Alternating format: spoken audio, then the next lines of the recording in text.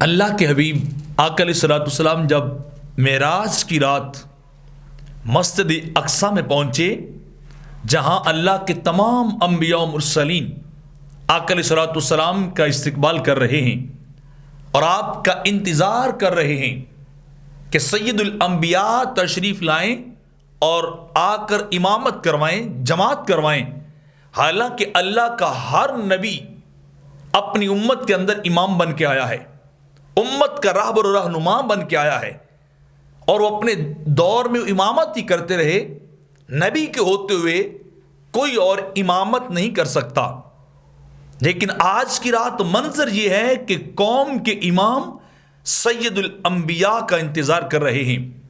تمام انبیاء سید الانبیاء کے منتظر ہیں، انتظار کر رہے ہیں کہ اللہ کے حبیب آئیں، اللہ کے محبوب آئیں اور وہ پریکٹیکلی ہمیں امامت کروائیں۔ اور وہ درجہ جو آپ نے خود فرمایا، انا اکرم الاولین والآخرین، انا سید الانبیاء، انا سید المرسلین۔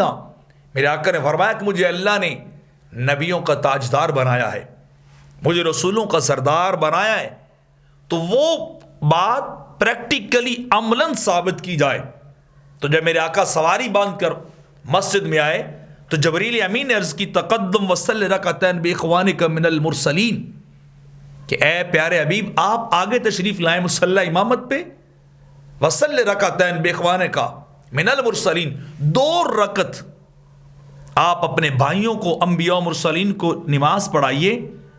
تو اللہ رب العزت وہ بات جو کہی گئی تھی، جو مقام آپ کو سرداری کا، سعادت کا بخشا گیا تھا، اس مقام کو اللہ نے معراج کی رات انبیاء کی امامت براہ راست کروا کے یہ بات مور ثبت کر دی اس بات کے اوپر، اور ثابت کر دی کہ انبیاء اگرچہ اپنی قوموں کے امام ہیں، لیکن انبیاء کا امام آمنہ کا لال ہے، انبیاء کا قائد وہ اللہ کا حبیب اور اللہ کا محبوب ہے۔ وہی جماعت بھی کرائیں گے اور مصلی امامت پہ وہی جائیں گے، ان کے ہوتے ہوئے کوئی دوسرا نہیں جا سکتا۔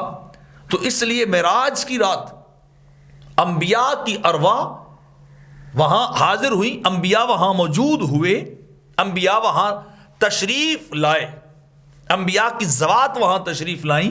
تو اللہ رب العزت نے وہ امامت کا صحرا میرے آقا کے سر پہ باندھا تھا اور مصلی امامت ان کے سپرد وہ کر دیا تھا۔